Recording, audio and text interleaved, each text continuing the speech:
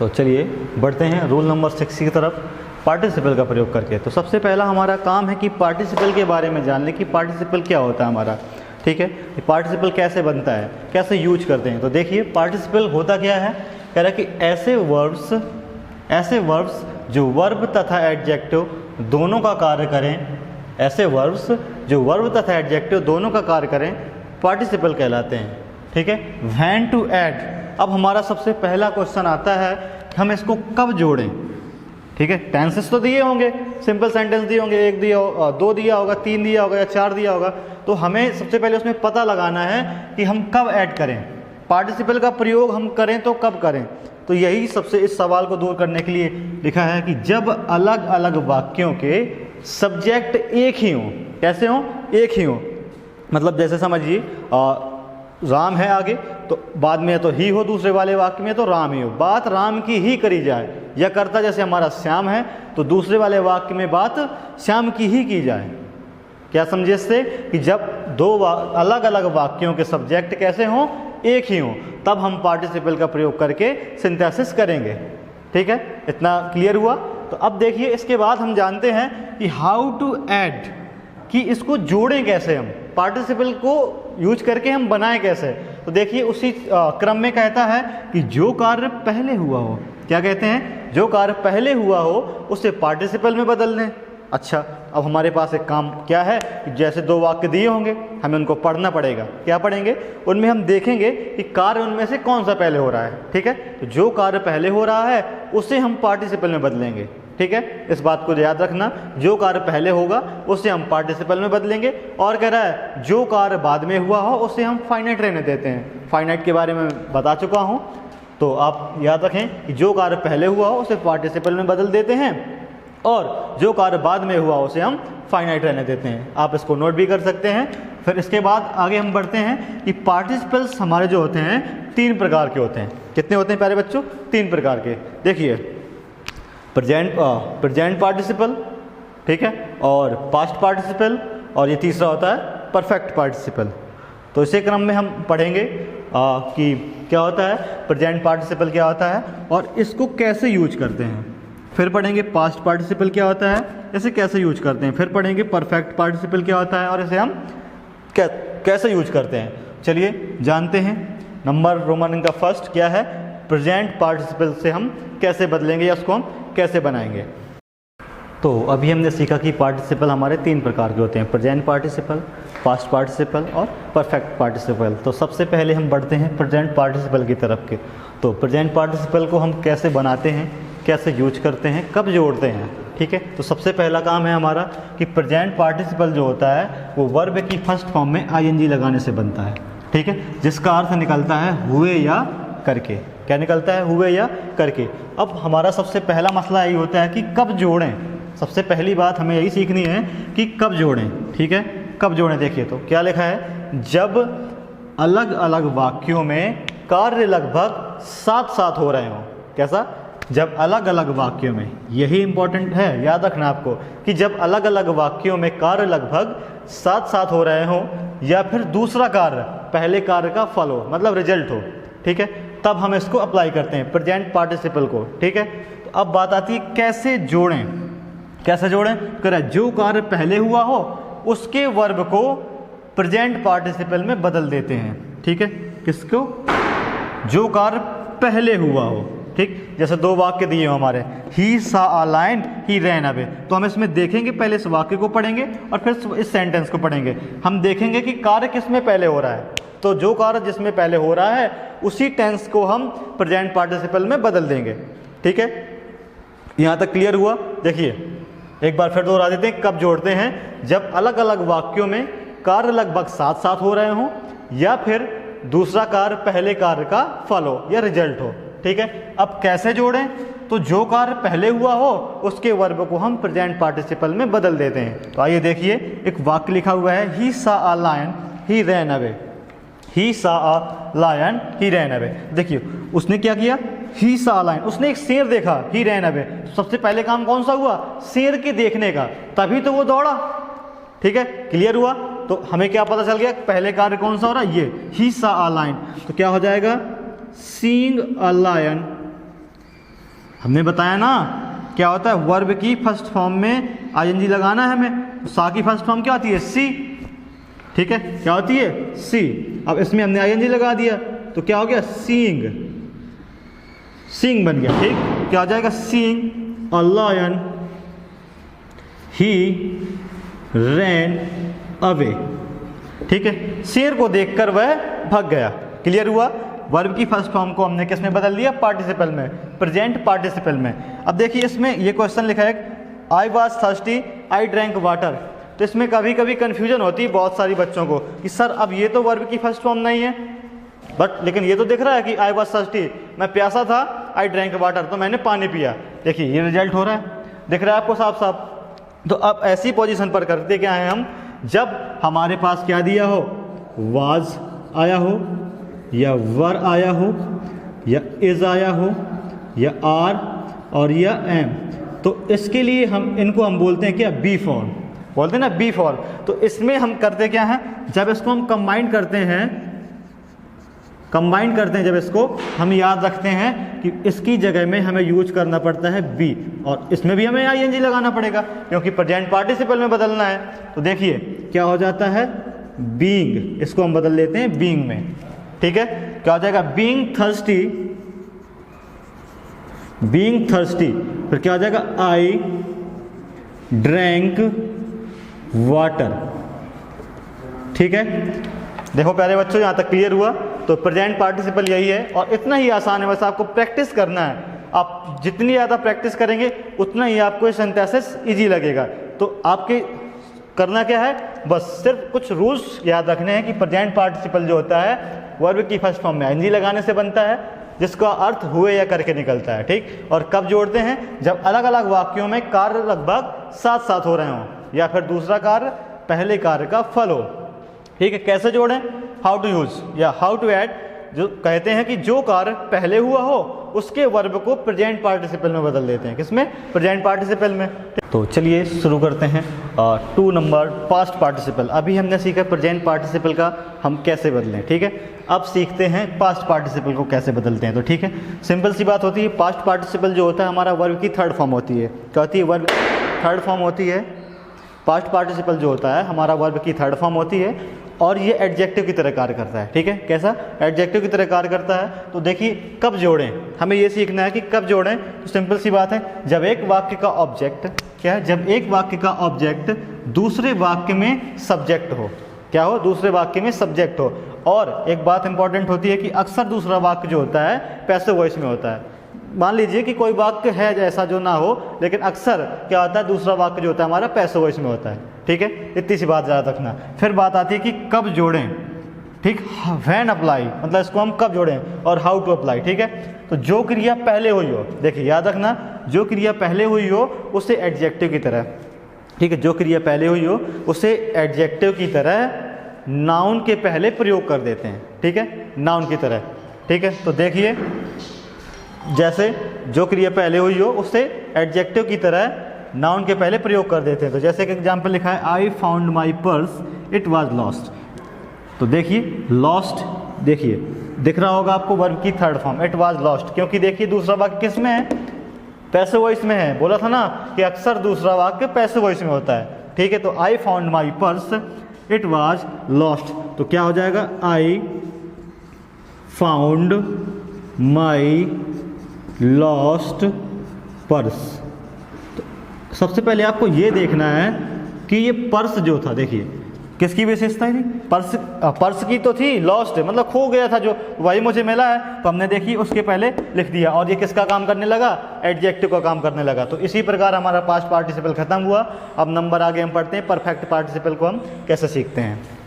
तो चलिए अब सीखते हैं परफेक्ट पार्टिसिपल का प्रयोग हम कैसे करते हैं। तो सिंथेसिस सेंटेंस में जब हमें परफेक्ट पार्टिसिपल सीखना है तो परफेक्ट पार्टिसिपल होता क्या है, हैविंग के साथ में वर्ब की थर्ड फॉर्म, और इसका हिंदी में अर्थ निकालने पर हुए या करके आता है। तो ठीक है, तो कब जोड़ते हैं, जब एक कार्य कंप्लीट हो जाए, ठीक है। एक कार्य कंप्लीट होने पर दूसरा काम जब शुरू हो, तब हम इसका प्रयोग करते हैं। ठीक है, और कैसे करते हैं तो देखो, तो जो कार्य कंप्लीट हो गया उसे हम पार्टिसिपल में बदल लेते हैं। ठीक है, और जो नहीं होता उसको हम फाइनाइट में रहने देते हैं।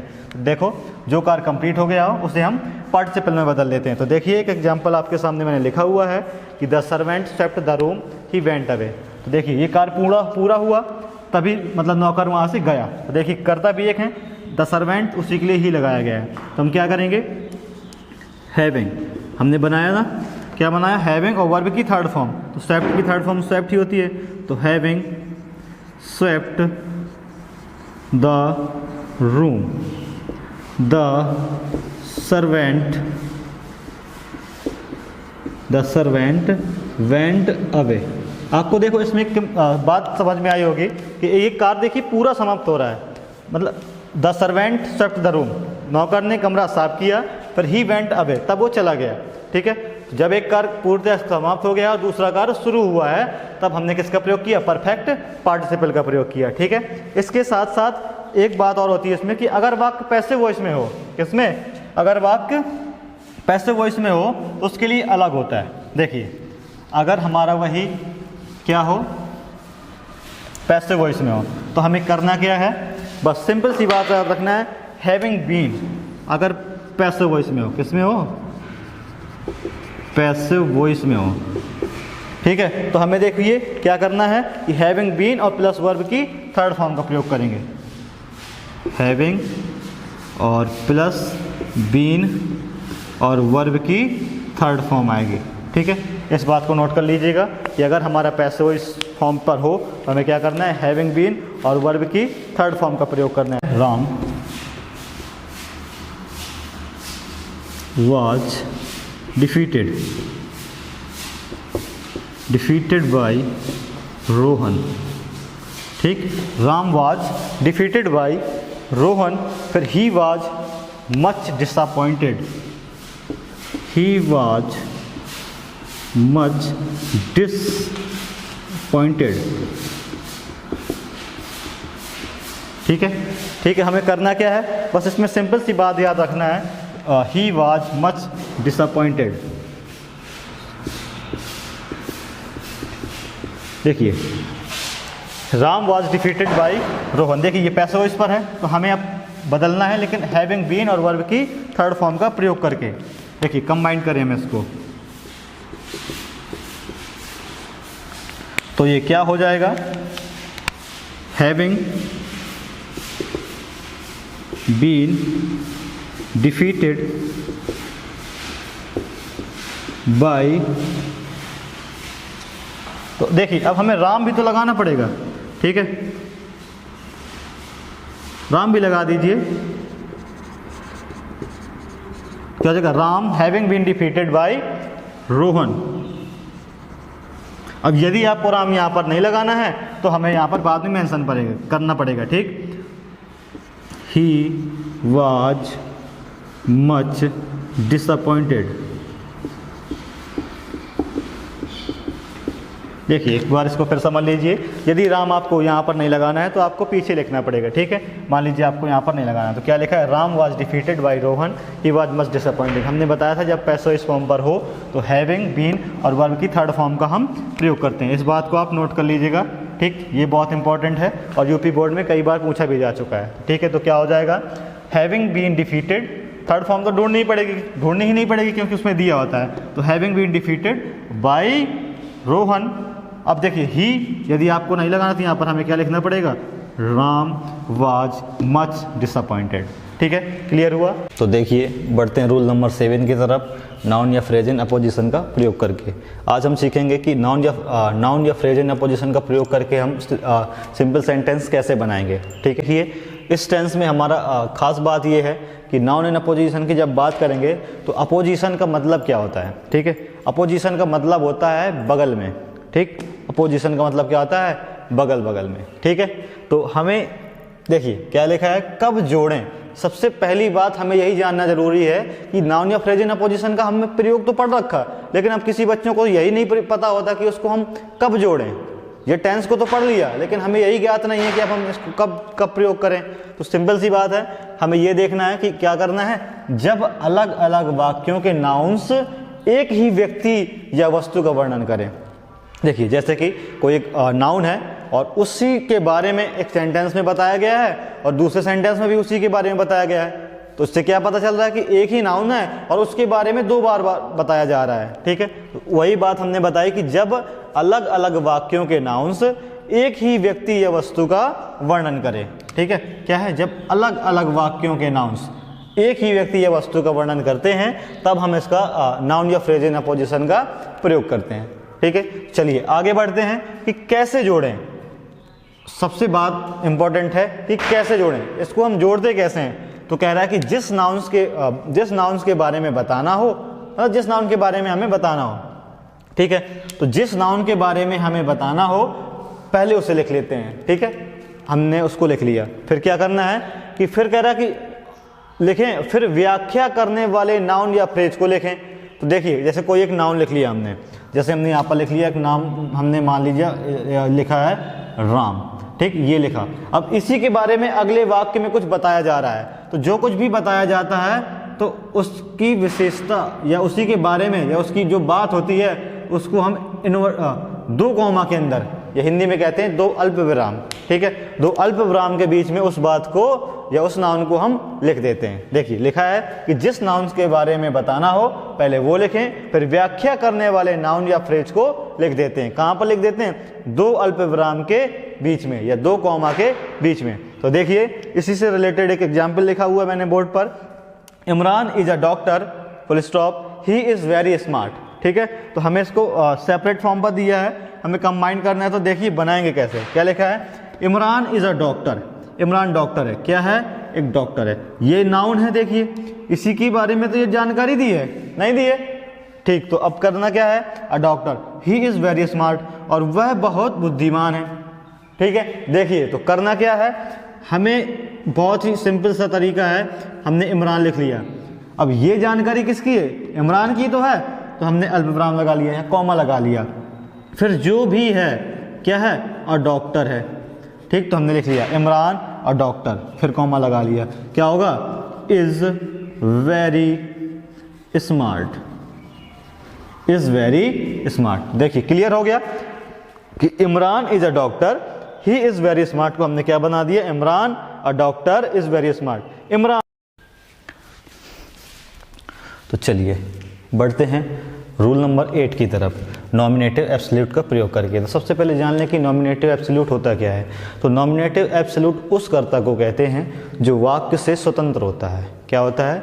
वाक्य से स्वतंत्र होता है और उसका प्रभाव वर्ब पर नहीं पड़ता है। ठीक है, और यह पार्टिसिपल के पहले प्रयोग किया जाता है। किसके? पार्टिसिपल के पहले प्रयोग किया जाता है। तो कब जोड़ें इसको? तो कह रहा कि सब्जेक्ट जब कैसे हो? अलग अलग हो, तो वाक्य में कारण और परिणाम का संबंध हो।